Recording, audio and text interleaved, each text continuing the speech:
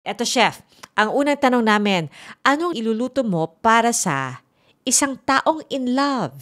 Bigyan mo siya ng seafoods. Halimbawa, tempura. Hindi ba mahirap Mhm. gawin ng tempura? Pagka binigyan mo, sweetheart, oh, darling, tikman mo to, napakasarap, di Ah, ba? Oh. wow. Kailangan with feeling. Tempura, kasi pag kinain mo, tumutunog yung crunchiness Ah, niya. Wow. Parang maramdaman mo, di ba?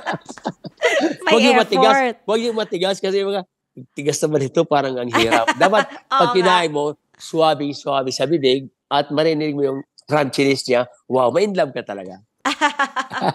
Oo nga, tama yun, chef. Gets ko yung point. Oo, oo. Eto, chef, ano naman ang iluluto mo para sa isang taong malungkot? Wow, bigyan mo siya ng sabaw.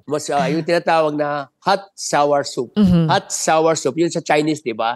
May Oo. tofu, may mushroom, medyo maasim-asim. Tapos pag hinigop mo, may manghang, mapapangiti ka dahil sour siya eh. Di ba? Parang, Ah.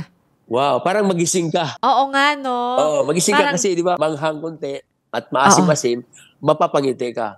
Kasi mainit, Ah. mainit pati. Hot sour soup. Yan. Magigising ang wisyo, parang ganon. Opo, opo, opo. Para naman, chef, sa isang taong pagod. Ayun, kinakailangan mo. Pag pagod ka, kinakailangan mo ng dessert, Mhm. pampahimagas. Masarap kasi pag Ah. pagod ka, kakain ka pampahimagas. Alam mo, lechip plan, simple. May makapuno, Oo. kaya halo-halo, mawawala yung pagod mo eh. Mm. Ayun, no, di ba? Kaya Oo kailangan nga. matamis naman ibigay mo kasi pagod ka eh. Huwag mo bigyan Oo. agad ng hard food kasi pagod eh. Pagka matamis-tamis kasi maramdaman mo yung sweetness mo eh. Wow, ang sarap. Parang gano'n, di ba? Chef, para naman sa broken-hearted, parang mas Ay, mahirap yun eh. oo, mahirap yun. Pag broken-hearted naman, ganito yan eh. Bumili ka na lang sa tindahan.